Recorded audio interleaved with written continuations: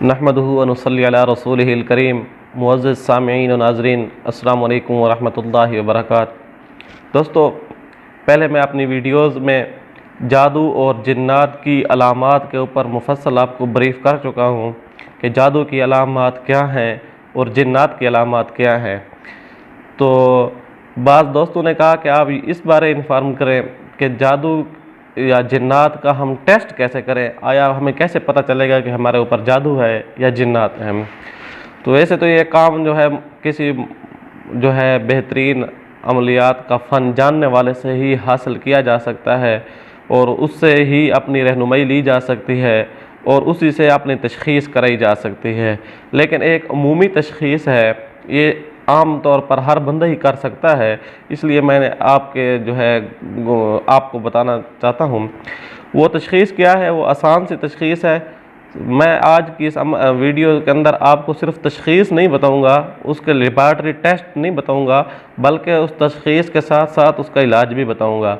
आप तशख़ीस करके ये चेक कर सकते हैं, तो आप ये चेक कर सकते हैं कि आया मेरे ऊपर जादू है, जिन्नात है आपके ऊपर, या आपके घर के फैमिली मेम्बर में किसी फ़र्द के ऊपर इस किस्म के अलामात हैं, किसी किस्म के उनकी तबीयत का मसला रहता है, तो आप अपना फैमिली मेम्बर को भी चेक कर सकते हैं इस हवाले से।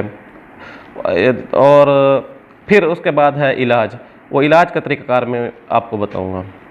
सबसे पहले आपने क्या करना है, सबसे पहले आपने एक गिलास लेना है, साफ़ सुथरा गिलास हो और उसमें ताज़ा पानी भर लेना है। ताज़ा पानी भर लेने के बाद वो कम अज़ कम गिलास जो है आधा गिलास हो या आधे से थोड़ा ज़्यादा हो, तो आपने गिलास पानी का भर के उसको जो है ऐसे अपने करीब कर लेना है गिलास पानी का उठा के, और उसके साथ आपने पढ़ना है उसके ऊपर 10 बार दुरूद इब्राहिमी।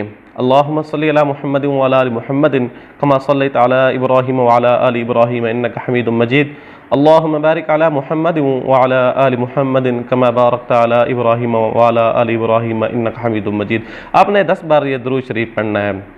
10 बार दुरूद शरीफ पढ़ने के बाद आपने फिर 10 बार सूरत फातिहा पढ़नी है उसी पानी के ऊपर। सूरत फातिहा किस तरह पढ़नी है, वो बिस्मिल्लाह के वसल के साथ पढ़नी है, यानी बिस्मिल्लाहिर्रहमानिर्रहीम मिल्हम्दुलिल्लाहि रब्बिल आलमीन अर्रहमानिर्रहीम। हर बार जैसे आपने पढ़ना है इस तरह बिस्मिल्लाहिर्रहमानिर्रहीम मिल्हम्दु बिस्मिल्लाहिर्रहमानिर्रहीम मिल्हम्दुलिल्लाहि रब्बिल आलमीन। आपने इस तरह यानी वसल के साथ, बिस्मिल्लाह के वसल के साथ उसको पढ़ना है। फिर उसके बाद आपने जो है सूरत काफिरून, कुल या अय्युहल काफिरून, इसको भी 10 बार पढ़ना है।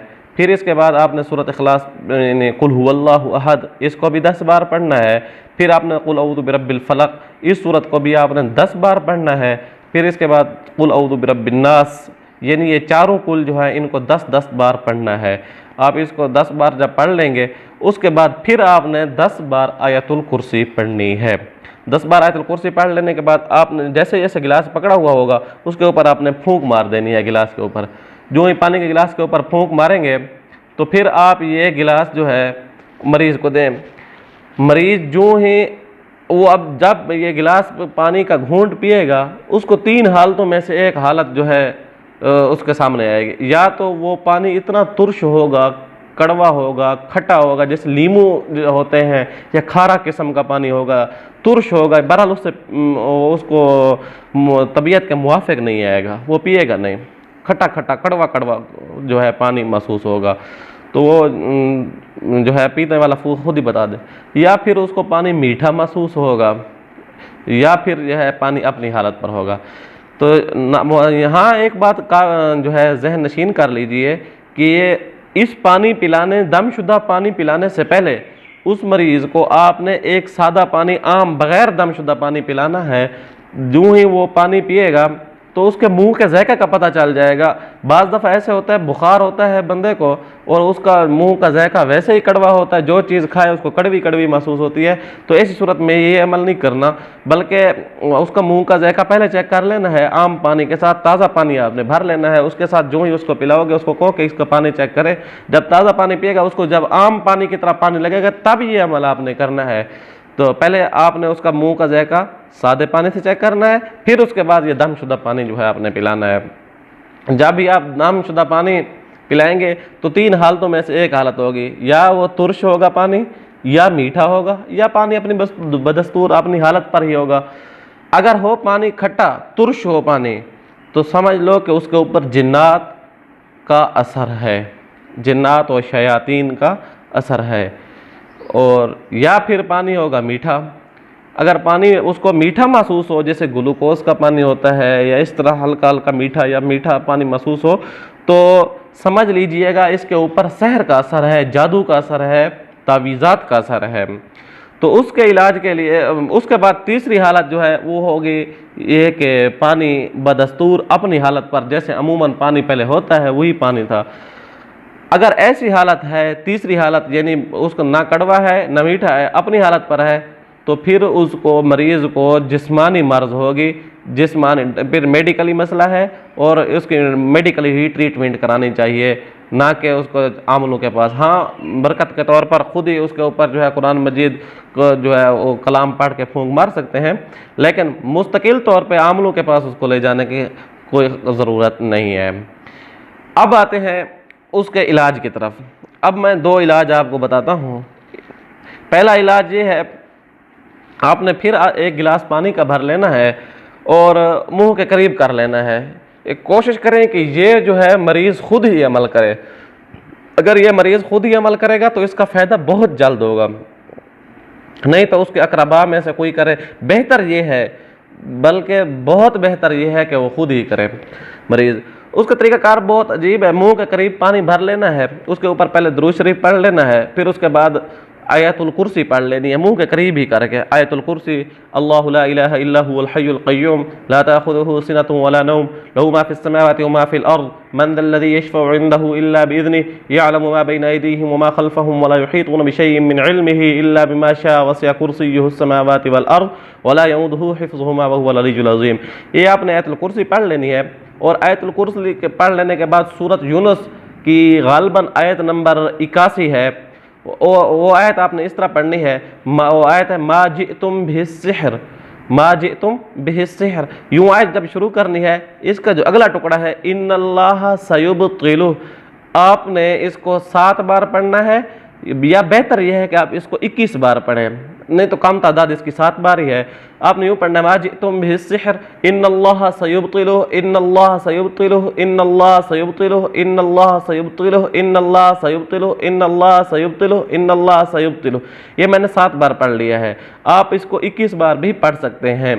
तो जिस तरह आपने इसके दरमियान बात नहीं करनी, जो ही इन्नल्लाह सयुब्तिलुहु आपने तादाद पूरी करनी है, इसके साथ अगला हिस्सा पढ़ते जाना इन्नल्लाह ला युस्लिहु अमलल मुफसिदीन। तो ये आपका अमल हो गया पूरा। आपने इसके ऊपर फूंक मार देनी है पानी के ऊपर, और पानी के ऊपर फूंक मार लेने के बाद ये पानी पी लेना है। अव्वल तो ये है कि आपने हर नमाज के साथ ही इसको पानी, हर नमाज के वक्त ही पानी पढ़ लेना है। कोशिश करें कि मरीज़ नमाज की पाबंदी भी करे, और नमाज की पाबंदी कर लेने के बाद इस पानी को पी ले। अगर नमाज की पाबंदी पानी उसने एक ही दिन में 5 वक्त नमाज के बराबर पढ़ लिया, 5 वक्त नमाज के टाइम पानी पढ़ के पी लिया, तो इंशाअल्लाह सुम्मा इंशाअल्लाह उसको दूसरे दिन किसी अमल की ज़रूरत ही नहीं रहेगी। और ये अमल जो मैंने आपको बताया है, ये सिर्फ हमारे जो असलाफ़ हैं, सिर्फ पाकिस्तान में नहीं, हिंदुस्तान में नहीं, बल्कि पूरे अरब में कदीम उलमा का तरीक़ाकार भी यही था, और इससे इलाज किया करते थे। ये बहुत बेहतर इलाज है, बहुत ज़बरदस्त इलाज है, और कई बार का आजमाया हुआ और कई दोस्तों को बताया है, इसका रिज़ल्ट बहुत बेहतर आया है। आप भी आजमाएं, इंशाअल्लाह बहुत फ़ायदा होगा।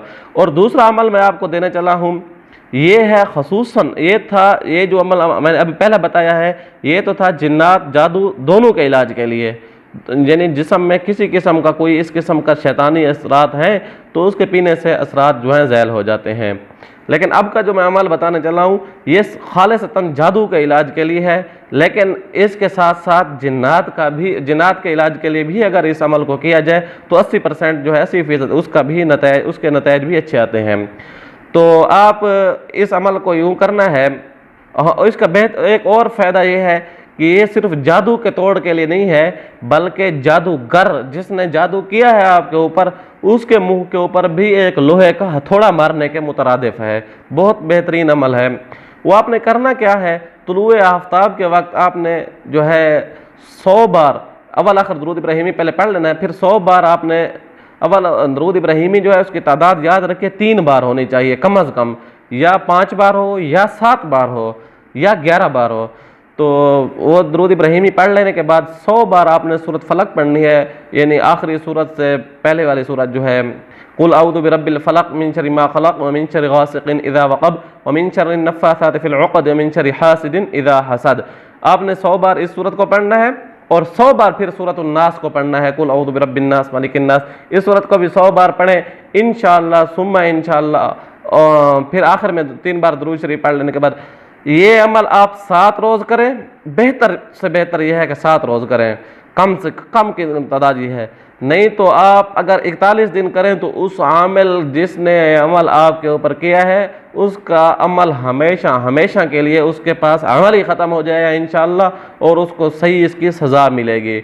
आपने जब पढ़ना है तो इस बार जो 100 बार सूरत फलक पढ़ेंगे तो सूरत नास, आपने तसव्वुर यह करना है कि मेरे ऊपर जितने भी असरात हैं, जिस किस्म के भी असरात हैं, जहाँ कहीं भी हैं, तो वो असरात ज़ैल हो रहे हैं और ये सारे असरात जमा होकर बल्कि इनमें मज़ीद क़ुव्वत भर के ये जो है करने वाले के ऊपर जा रहे हैं।